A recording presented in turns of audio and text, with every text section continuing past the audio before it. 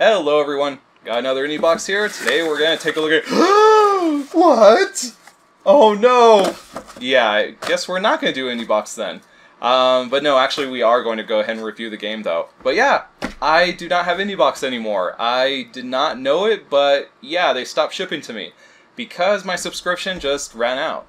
And yeah, but they didn't, it's not my fault, okay? It's totally like almost not my fault.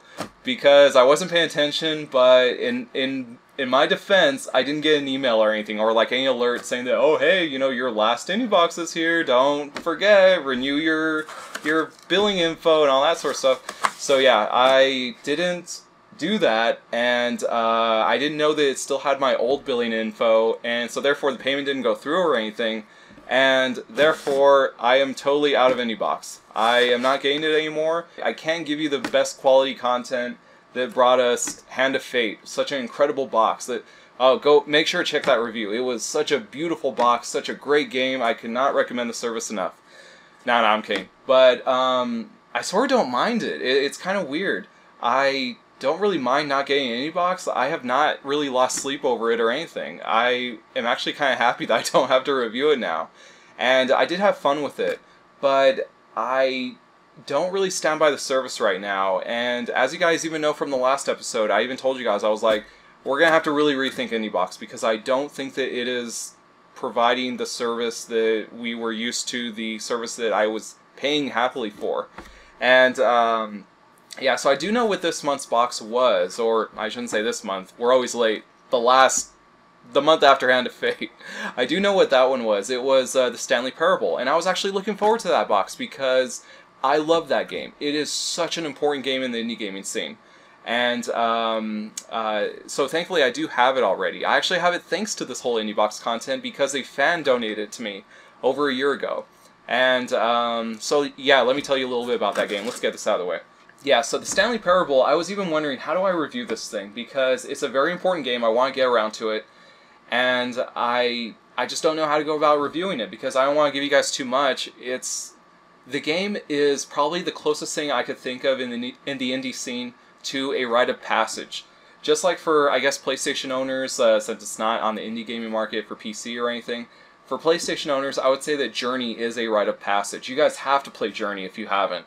It is such an amazing game. It will actually like change the way that you look at games. Same thing with the Stanley Parable. It's not really a game, it's more of an experience. There are very few game elements to it, but it works together so well. It is still a game, but just enough. It is just barely a game, just enough to qualify as it. And it is a walking sim. I'm going to go ahead and put it out there right now. It is a walking sim, and that, I agree with you. If that turns you off, it turns me off too. I usually walk away. I walk away from walking sims. That's the game that I play. And it is a walking sim. That's not a terrible thing. I mean, after all, even PT is basically a walking sim. And so there are some good ones out there, and the Stanley Parable is among their ranks. And it is just such a fascinating game. I don't want to give away too much, but I guess maybe it's also pretty sentimental to me because it revolves around this guy named Stanley, who works like in an office. I found it really easy to connect with this character and his circumstance and everything of just working in this boring office, and then finally things start to get interesting. And probably the best way that I could describe the game is it's almost like the movie Stranger Than Fiction, how it has like the narrator that like talks to the character and alters what the character does and, you know, adapts to what the character is doing. It's kind of like that, but made into a game, and with British humor. I forgot to silence my phone, I'm an idiot. But that's probably why we don't have this Indiebox either. I'm actually glad that we don't, though, because I saw a list of the contents and everything. A friend of mine already spoiled it. In fact, the friend that donated it to me, he's the one that spoiled it for me. And the contents are terrible. The contents, they're another fucking mouse pad. Ugh, Indiebox, what are you doing? Why are you giving out mouse pads? I guess it sort of makes sense with the Stanley Parable because it's, you know, office job satire, and, you know, I guess you would have a mouse pad in that office, but who the hell wants a mouse pad in an Indiebox? I don't get it. But, yeah, so the contents are just terrible. They're just as terrible as Hand of Fate. One of the contents in there was a frickin' business card. Why would I ever want a business card? In fact, you know what? There is one Indiebox where I have the business card. That is for Lovely Planet. I have the business card there, but do you know why? It's because it's very sentimental to me. It's because I met the creator of that game. I met Vidvat over at PAX South, and when I met him, he gave me his business card. And that is probably one of the most sentimental things I included in the box now. I put it in my Indiebox Lovely Planet box. But that makes sense. It doesn't really count as like an extra. Really, a business card, I don't know what they're doing over there. But anyways, so yeah, back to the game though. You know what, yeah, I need to get back to the game.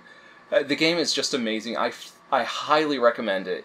In all the indie games I've played, it's probably somewhere in the top 10. It has to be, because like I said, it's such an important game in showing what the indie gaming scene is doing and how it's different from consoles, PC, AAA, all that sort of stuff. Yeah, so the game, it's highly recommended by me. I don't want to give away too much. It'll leave you laughing. There were so many times when I was just leaning back in my chair laughing at what was happening. It pokes fun at what a game is and what you're doing in it. It's amazing. I can't think of anything else that does the same thing, but it's highly recommended by me. I cannot recommend this game enough. Please pick it up. Please at least play the demo, and you're going to see. It's going to click with you. You're going to be like, I get this game. Yeah, so that's a review of Stanley Parable, but let's talk about the Indiebox service, though. Alright guys, so Indiebox content is not going to be a part of this channel anymore. I wish we could have had a better ending to this. I wish we could have really gone out with a bang and, done something special. This really crept up on me. I didn't expect it until I didn't get the box and I figured it out. And, yeah, so we're not going to be doing it anymore, but it might return in some form, but that depends on you guys. I'll get into that in a second. But if I could make this kind of like an exit interview type thing for Indiebox, I guess what I could say is I don't recommend the service right now. Right now, I don't think it's providing what we wanted it to provide, and I'm kind of happy that I got into Indiebox like right at the point where it was like dishing out some really good content. Like right there between Risk of Rain and, probably the last good box was, let me see, probably Dust or Moon Hunters. Moon Hunters just because I like that game so much. But like between those time periods, that is like the prime of Indiebox, where they were giving out boxes with really cool content in them. And so I'm really happy that I was able to get in on that, but I just don't think that the service is providing that same level of content, that same level of quality. I mean, Stanley Parable was bad, and then also Hand of Fate was terrible. It's probably the worst box that they've ever made. And yeah, so it kind of sucks that we're going to be leaving that content, but again, like I said before, I have not lost sleep over it. I'm like, whatever. I'm glad that I'm not, giving my hard-earned money to, that company now. And I still agree with the ethos behind Indiebox. I still think there should be an option for us to buy even PC games physically and in a physical format. I think that we should be doing that, especially with the indie games and everything. With so many of them, they just disappear, or who knows where they're going to be in 20, 30, 50 years. So, yeah, I do agree with the whole Indiebox idea, but I can't support the service because it's not matching the quality that we were used to or that we were promised. And I do know that they're working on other stuff. Like, for instance, they're going to be selling some stuff at GameStop, like physical copies of like Guacamelee and different games like that. They're going to be selling like steelbooks of those. But the weird thing is that it's going to be PC versions of it, which I guess I don't really have a problem with, but I wish that they were like console versions. I wish I could get a physical console version for PS4 of Guacamelee or something. Yeah, so they're still doing that kind of stuff, but I just can't support the Indiebox service. If I could give any advice, I would say don't subscribe to it, but just wait and see what each box is going to get. I mean, I'm pretty sure you could subscribe to their newsletter. They keep spamming me to this day. I mean, I'm not even a subscriber anymore, and they keep spamming me on their email. But they will go ahead and spoil the whole box and all the contents and everything, which I think is a really dumb business move.